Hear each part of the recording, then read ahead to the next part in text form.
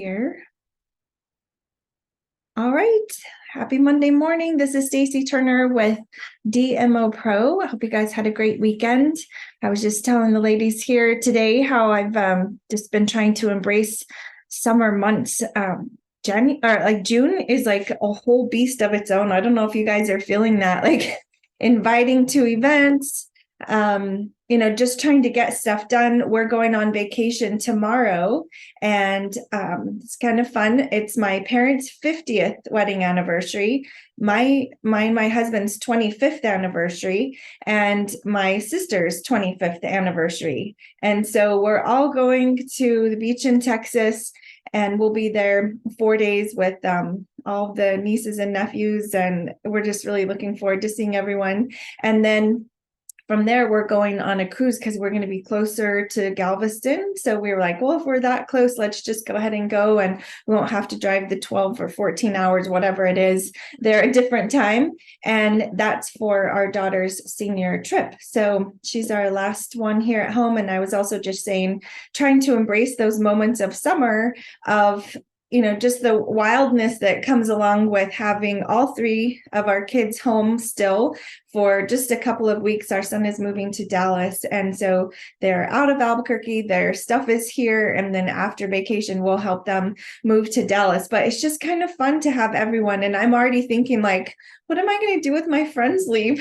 Because they're the ones that say, hey, do you want to go shopping? Or like yesterday we got home and we just sat in the car and we talked, like all four of us, the girls, like for 30 minutes, just about life and about nothing and about everything. And it's just really fun to have them. I love that they all get along so well. And I know my husband is really enjoying having his son back because, to be with all these girls these years, I know he misses having him. So I just want to encourage you to really embrace those moments and just enjoy the time, the spontaneity of summer.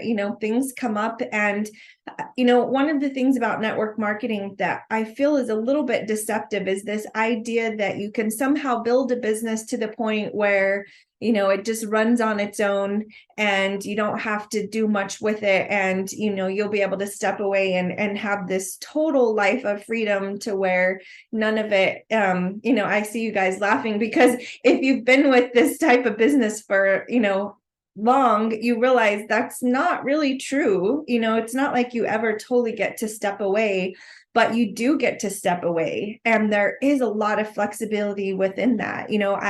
We planned this trip and I didn't have to ask a boss for the time off. I didn't have to put in a request to get that time off and the permission to be able, I call it, be the adult of your own life. I just have that flexibility. If we wanted to go fishing, I just asked my boss, hey, can we go fishing? And she's really very kind. She said yes, and I didn't have to make up the hours or anything. So, but if your mindset is someday I'm going to build this to the point where I never have to do anything, I don't think that is accurate.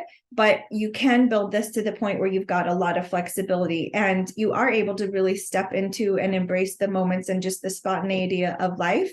But part of what allows that to happen to me is having a system in place, having a practice of making to-do lists. And I'm going to talk to you guys about that today, like the benefits of a to-do list or a priority list of things that need to get done. Because I'm telling you, we had a yard sale on Saturday. Why not just pack everything in right before you're leaving, right? That's just the way it is. And lots of crazy things happen. And if you don't have a list of what needs to get done, it just stays swirling in your head. And it will wake me up at night and I'm thinking about it. So that was 3:41 last night. And it just starts swirling ahead and it grows into this huge monster that how am I ever going to get this done? So I wake up this morning and I'm already thinking about this and this and this and this. And don't forget this. And, what about coffee at the condo? Do they have coffee pods? Do we need, really, it gets to where it's pretty dang detailed. And that's the way we do this, right? We want to have this great vacation. And so all of this stuff going into my head. And I was like, write it down, Stace. Like, I know that. Just go write it down. It's probably not as big as you think it is. And so I got out my DMO planner and I was like, you know what? I'm not going to just write down what I need to do. I'm going to write down everything, like what customers I need to check in with today, like that. I want to be able to set aside, you know, all things business, like, because I can get it done ahead of time, right? And then be able to go. And we have an event tonight on Zoom that I'm doing for my team. So I want to invite Will to that. I don't want to just, you know, have everyone else inviting and, you know, drop that ball as well. And I mean, even like, okay, who does that? Who does a Zoom event the night before you're leaving for like a 2-week vacation? Leaders do that because it's going to take 30 minutes to do this Zoom. If it's one more way I can support my team, especially my newer girls, like, why would I say no to that? You can fit in 30 minutes and you can get, you know, a Zoom done. It doesn't have to be all night and it doesn't have to be this really big deal. And we were shopping yesterday and I thought nobody was coming on the Zoom. I got a text and they were like, hey, we've got a guest, we're on Zoom. And I was like, oh, okay, let's go for it. So I did it from my phone and I did a presentation on our way home, on our drive home, and it was totally fine. So there's got to be a lot of flexibility, even within your own mind, but having a to-do list really makes such a difference. And so I was just looking up some information about to-do lists and I found this website. You guys know me, I'm always finding these resources to pull from, but I really liked the, kind of the verbiage that she used in this, but she said, planning the activities you want to complete each week can help declutter your life and remove a sense of being overwhelmed by everything that needs to be done. Right? Like there's just a lot of hats that we often wear. We're in, you know, our hands are in a lot of different things. I know mine are. I'm not just the Juice Plus person. I do a lot of different things and I like that. I like to have a full life and just to be involved. But decluttering, I was like, oh, that's so true. Because it's like a desk that has a ton of papers in your head. And if you can declutter that, it really does give you, you know, just a sense of well-being versus being overwhelmed. So recording tasks can allow you to better manage your time and encourages you to engage in more productive work, right? Like we don't want to just be working just to spin our wheels. We want to be productive with that work time. And then when we're productive in our work and we get those things done, then we're really able to enjoy personal time with less stress because there's not something in the back of your head and your brain always going like, oh, you need to do that, you need to do that. So when you write a to-do list, you really create accountability for yourself as well. Like I want to check that off. So to-do lists enable you to complete large projects by breaking them into smaller assignments, and then finish the most important activities first and save any tasks that can wait until the next day. Like you can wait to those. So especially when we're making a to-do list for the whole week, you know, prioritizing which ones really need to be done today, which ones can be done tomorrow, which ones can be done, you know, Wednesday or Thursday, but having a whole list of things by the end of the week that have been checked off is really, it is satisfying. And it says the satisfaction of checking a task off your list and moving it towards a new goal can reassure you of your capabilities because you're like, look what I did. I did this. I got all of this done. And it can be a powerful motivator for many people. And even today when I was making my to-do list using my planner, so that is at the top of the planner. If you have the original style that's these colors, it says to do. And originally we had written Monday, Wednesday, Tuesday, Thursday, Friday. And then there was another section down here that said Saturday, Sunday. But we expanded the event section to make more room for writing in people's name and then just took off the titles. So you can put the titles you want. You may do Monday, Tuesday, Wednesday, Thursday, Friday, but I have it more of what are priorities that need to get done today. And then I have those listed in different categories. Okay, so these aren't dates, they're categories of things that need to be done. So just for instance, we have an Airbnb. So I wrote Airbnb and then I started listing what I need to have done over there, making sure who's going to be cleaning it and that sort of thing, because that's floating around in my head. does she know the checklist? Does she have that? Have I written that out? Do I need to give that to her and just go over that? Things I need to mail today, and then specific things I need to call. So like my mom's credit card was compromised, or her debit card. And so I need to change her orders. Ours was too. So I need to change it to my orders. But that's been in my head all weekend. So I'm going to write it down here. Packing for vacation. What are the things that I want to pack? And then just things I want to prep around the house, like things that need to get done, water the plants, stuff like that, that if I don't think about it, I'm going to be driving on the road tomorrow and be like, yeah, I forgot to cut, or, I forgot to plant water the plants and they're going to die or whatever it is. So I left one blank because I'm like, I know that there's something else that's going to come up that I'm going to need to make some list about. And then on the other side of it, I started writing out, which customers are shipping between now and the end of the month. And then a couple of key people that I really want to do, a different type of message of follow-up versus just like, hey, how are you doing with your they had some pretty extensive things happening in their health that I want to check back in with them. And so also a couple of partner connections that I know I need to get done today. Now I wrote it in this turquoise because I thought that might be a good help. If it's in a different color, I know which ones I planned ahead of time. And then I could write just in black ink the things that come up during the week or the next couple of days. But I also know when I get these done, when I have all of these confirmed, their orders are shipping or readjusted if they're not ready, and I have all of these things, like I am going to enjoy the next couple of weeks at a whole different level versus if I procrastinate and I don't get these things done. I know that they're going to get done. I can see this list, I can check them off, and just writing it down, I realized, yeah, that wasn't quite as many things as I thought. It's a lot in one day. If this was a whole week, that's really not that much, right? If we're planning out our whole week, one day, but I can get that done. And I'm excited to start checking those off and getting them done. So I would love to hear from you guys. Do you make lists? Have you used the to-do section of the planner like this before? Is this helpful to you? What have you learned over your time in business and just in life about making a list of things to get those done? Anything anyone wants to share?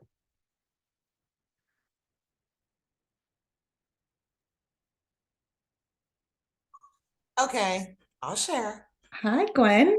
Hi, I know it's been forever. Um, Lists actually saved me so much time because how many people go to town without a list and forget everything on the list? Hello? So this is perfect. I have to get back into it, and this lists are the way to do it because I forget everything. So That's a back great in the list reminder. again. Yeah, Yeah, yeah. Gwen, we use shopping lists. That's You spend less money at the store if you Mine's on have the a list. refrigerator. I keep a whiteboard on the refrigerator and I write my list on the refrigerator. So if Yeah, I don't have time, I can take a picture of it before I leave the house. right. Just take it with you. And then, or you could send that to someone, if Brooke is going to be at the store, you could send him the list and like, this is what I need. So, Actually, I do absolutely. that. I've had him send it to me when I forgot it. Mhm. Yeah, that's great. And I don't know if you Yeah. guys have ever seen, there's one that's a magnet that sticks on the fridge, but it's a pad of paper and it has all the lists of all the different things in dairy and produce and meat and canned or whatever. So there's spaces you can write it, but there's also check marks. And when the kids were little, I was much more organized with that. And I use that. Now I do Walmart pickup. I don't know if you guys have ever done that where you order groceries online and they shop for you and you go pick it up. I save way more money and the lists are already saved in there of the things that you bought. So you just go through the list and you can check it off and then you can check here at home. Do I have onions or do I have canned tomatoes before you go buy, 3 more and you're like, I already had them. So it's like shopping from home because you can see what you have. That saves a ton of time and money for me. And I don't particularly love going to the grocery store. I know some people do. I do like seeing all my friends there. Like that's where we meet people here is at Walmart. There's not a lot to do. So yeah, I do enjoy that. How about anyone else? Stacy, oops, somebody else go. No, you go ahead. Go ahead, Lisa. I was going to say, I did a training with Stacy Wallace, and one of the things she talks about is the refrigerator method. So whatever's on the stove is what you do first. Now it's immediate. You put the things in the freezer that are 2 to 3 weeks out, and then the stuff that's in the refrigerator is stuff that's a couple days out. And then the last thing is the table, which is where you go for gratitude and you are thankful for all the things that you have got, the things you've gotten done. So that's helped me a lot because, and time blocking, because I make the list, but I don't always go priority first. So when I put this in my head, okay, what's on the stove? What do I need to do now? I'm much better at it. And the other thing I was going to say, I've thought of doing that grocery store pickup, but for me, it's a place for me to meet more people, especially Walmart, because there's a lot of people. So I don't do that personally because of that. But I'm pretty good about not buying extra junk. So I guess for me, I don't need that. But the refrigerator stove, that has been a real lifesaver for me and time blocking. So. That's a great visual. Like something in my head. Is this on the stove? Is it something to be in the freezer? I think that's awesome. Thank you, Lisa. Patty, what were you going to share? Brandon Barber, a lot of people on here probably have done some Brandon Barber training, but he calls it the brain dump. And so I was just doing it on a piece of paper, but I changed it to my DMO. And I swear, just anything I can think of, if I'm reading, I write it down on my brain dump. And it's the same thing, but it clears my head so I can continue doing what I need to get done. I love the idea of doing it in colors in your DMO. Because I think it helps you to prioritize. But the brain dump has been like a game changer for me. That's right. I forgot he does call that. Yeah, that's good. What you got, Nancy? Well, this is perfect for me because I am terrible at doing a list. I never do them. Sometimes I'll write a couple things down when I'm going to the grocery store, but the few times that I have done a list, at the end of the day, I feel so good, but it's not a habit I ever had. It's not something, and so it's hard for me to get into that habit. So this is just a really, really good reminder for me that I need to start making lists. And I'm finally going to have my first event in a couple weeks. And so I'm like, I really need all these things to get done. And I'm going to be away for a week house sitting. So this is just really great for me. And I'm going to keep the list right there. And I do have my planner. Excellent. Thank We're proud of you, Nancy, for doing your first event. We want you to report back to us afterwards. We want to hear how it goes. Okie doke, will do. Yeah. Anyone else? I'm going to check the chat to see. People were saying colors are definitely helpful for them as well. Barb has been a list maker for as long as she can remember. Somebody else was going to say something. Go ahead. For me, the brain dump turns into like brainstorming, and I found that by putting it on lists, I actually get things into the right order, so I can do something in 10 minutes instead of 2 hours. Oh, that's so good. A whole process. Then I go back through it with red.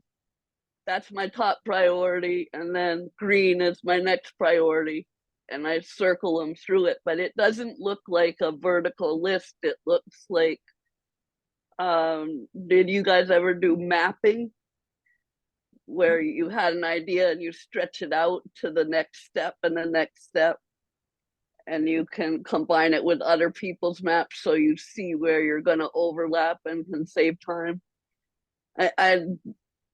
My background is process engineering, so this is like right up my alley, but I was trying to switch to this job and do just a straight vertical list, and it didn't help me as much as being able to do, like you called, a brain dump. That's awesome. Get everything down there and put it in the right order. I think that's a great reminder too. Like we have skill sets from things we've done in other jobs, right? Like other careers. And a lot of times there is, a to-do list within those jobs that we may not recognize that we even had those, whether it was a schedule of patients or like you're saying, this, overlapping mapping of what needs to be done so whose job it is, or even just listing out, these are the priorities we need to get done on this project, and you're in charge of this one and you're in charge. There's also something to that. When you have a whole list, I can delegate some of this to the people that are in our house. I don't have to do all of this. I don't have to water the plants. I can delegate that out to somebody and ask them, can you water the plants for me? Right? So I think that that's an important aspect too, is if you have a list of things, it's easier to ask for help because you can pinpoint, this is what you could do to help me with this. So that's a great reminder. You're more apt to get the help than when you just say, I need help. Yeah. Okay, I'll help you, but then what is it? Right. I'm overwhelmed. Well, join the rest of us. Like, what do you want me to do to help? Yeah. Marcia said lesson planning as a homeschool mom was a DMO each week. And that's true. I used to say I was sort of like a homeschool Nazi, like an assignment Nazi, the one year that I homeschooled. Maybe that's why we got so burnt out. Like I had everything very much listed, and my little second grader, he had that whole list and we highlighted those. And it was like for a whole week of what assignments he was going to do each week. But I was terrified I was going to like leave him behind and he would be behind somehow. And I was, distracted with two younger kids. And so I was like, oh my gosh, we need a plan. And so lesson planning, the teachers have a lesson plan. They have a list every week of what's going to get done. Otherwise it would be, just chaos. Myra said that there's a list called on her app. It's on her phone, an app called List Ease. It's free, LIST. And then second word is EASE. And whatever she's going to do, she just goes to that app. And then what she needs at the grocery store, it's right there. You can check it off as you go shopping. I often use just the notes section of my phone, and you can also put like a little bubble on each one and then check them off when they're done. So sometimes it's, on a list on your phone, and then it's with you and you can just check those off. So I could easily take this to-do list, and instead of typing these all back out from what I've written down, if I do want it on my phone, because I don't want to carry my planner around every day or all day, I can go to my notes section, make a new note. And I don't know if you guys do this where you voice dictate. So I'll just voice dictate it. And then I would just say Airbnb, sort bedding, send dates to what, type up and go over the cleaning schedule. And so you can just read it all out and then go back, organize it as needed, add a bubble to it so that you can check it off. But that's something that helps me with list making, is instead of like texting it out, taking the time to retext that, just use your voice and voice dictate that list. So that's super helpful. Anyone else want to share something? I do something similar that you do because I do more than one thing. So I have all my groups. And so I will brain dump it into groups. This is my American Businesswoman. This is my Juice Plus. This is my Tower Garden. This is whatever. And then I go down Monday, Tuesday, Wednesday, Thursday, Friday, and take those priorities and put them on what day I need to do them in. That, so I don't forget those things that are on the back burner way back when that I know that I still have to do, but the things that are priority that week. So yeah, that helps me a lot. Excellent. That's a great reminder, Tanya. Thank you. Anyone else?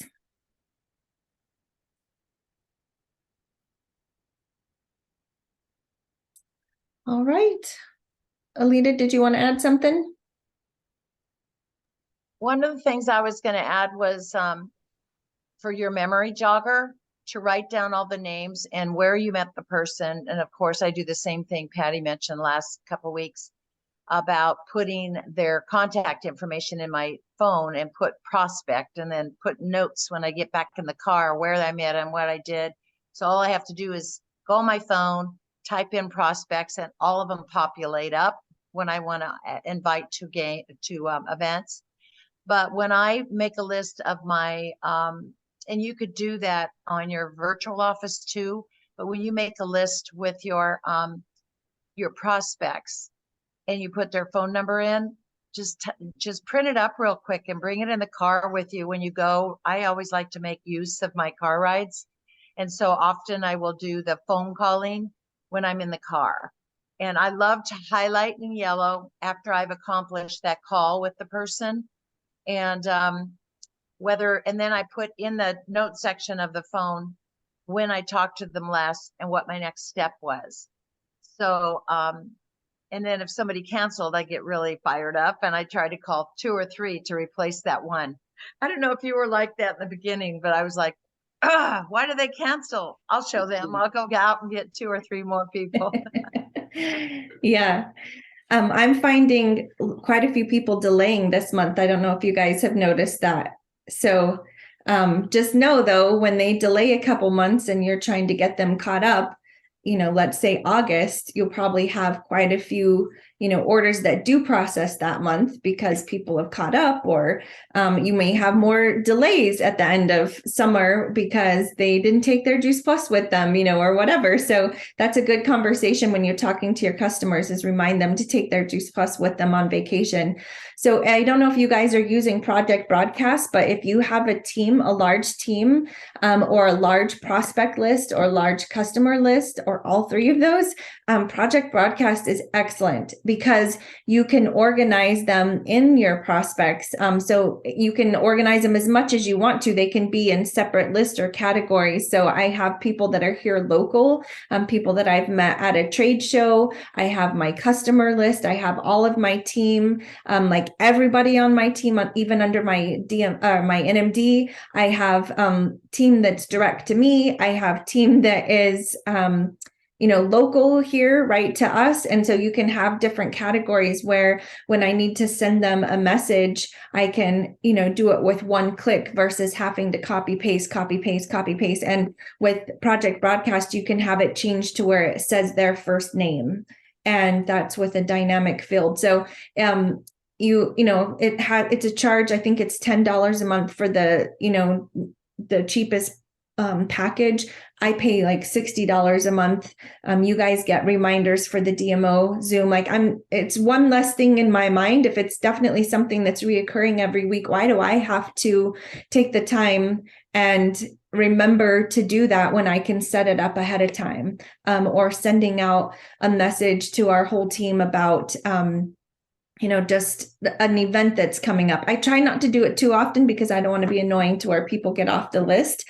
But there's times where people 6, 7 people deep from me will send back a message, and I'm going to guess that they're not getting contact from their upline at all. Like they're just kind of simmering. They're not doing anything in the business so much, but yet they love their Juice Plus and they're happy to be a part of this. And at least it's one reach that they know they can contact me if they need help with something. So Alita said it's now $18 a month, the cheapest plan. Again, to me, are we in business or are we not? There's business expenses with any type of business. And this one really does save a lot of time. It was a little bit of a learning curve, but there's some great tutorial videos out there. And, just get in and do it. And you'll have a great time with that. So it does save time. It's like lists of people. Think of it that way. Another way to make a list. So yeah. Anyone else want to add anything? Stacey, another thing I wanted to bring up is you might have reps that really are not engaged. And you love them dearly, right? So catching up with them is really important. So I had a conversation with one and she was saying, I never have gotten a check. And I'm like, you're kidding me. Why? And she said, I don't know. I haven't gotten a check. And I went on to her thing and I said, I showed her a snapshot of all of her checks for the last 6 months. So we dug a little bit and she had changed banks and she ended up having a different deposit for a bank.